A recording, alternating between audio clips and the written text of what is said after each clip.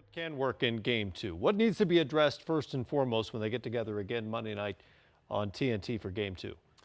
Well, when they watch that film tomorrow, and they alluded to it here in the press conference, they're going to see two things: that they have to have a better sense of urgency to start the game, and they have to have a better effort defensively. I mean, that's at the baseline. On the other hand, they're going to see some positives, because you heard Coach Donovan allude to it as well as Russell. He had some shots that he just missed, and I happen to agree with that. But first and foremost, they've got to give effort and come out with a sense of urgency. Now, technically, they need to correct their pick and roll defense. They need to correct their floor balance so that they can get back in transition. And those are tangible things that they can correct that'll help them get off to a better start, next game. Yeah, don't wait till Game 3 to be yelling at each other. I mean, you're grown men. You're there to do a job. Like I said, it doesn't have to be graceful what I say to you, but if something needs to be said, you better be saying it now. It should have started in the first period.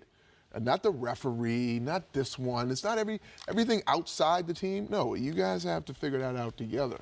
So when they come up to the podium and they say no one was yelling at each other in the locker room, no one was upset, there's no emotions, well, you better find something. You better find something quick. The offensive end, because defensively it's been talked about. Chris Webber talked about it during the game. You guys have both talked about the effort and what they did technically on pick and roll. Offensively, they didn't execute anything in the first half either. How much of a disruption were Green and Kawhi in particular? What's the adjustment to be made on that end? The Green and Kawhi are terrific perimeter defenders, but I felt the Oklahoma City Thunder let them off the hook starting the game by taking ill-advised long-range jump shots, which ultimately led to transition baskets for the San Antonio Spurs. They really are shooting turnovers the way that they shot the ball tonight, and I almost got the feeling with the Thunder that they were seeking shots rather than taking open shots.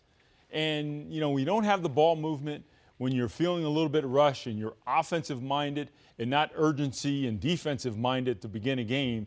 That's how you run into these blowout-type situations that they experienced tonight. So they have some, they have some adjustments, I hate that word, to make offensively. But the first thing is they've got to get the ball into the paint a little bit more, either by inserting the ball into the post or making a concentrated effort to drive the basketball into the paint, because taking jump shots the way they did is not going to beat the San Antonio Spurs. You don't like the word adjustments? No, I don't. It's just sort of as like a general word, rule, you don't like it? Yeah, it's a word that we in the media use. It's like a default go-to term. What would you prefer? Like when things don't, ask them specifically what it is they need to do technically to adjust, not just paint it with a broad brush adjustments. Well, usually it's the players and coaches who say adjustments because they don't want to get too specific with us, the media. Oh, well, They could say tweaks, maybe? Tweaks. Tinkers. Tweaks. I don't know. We can work on this. What do we have to tinker with? We'll come up with the term, I guess, if we think about it. But tweaks and adjustments.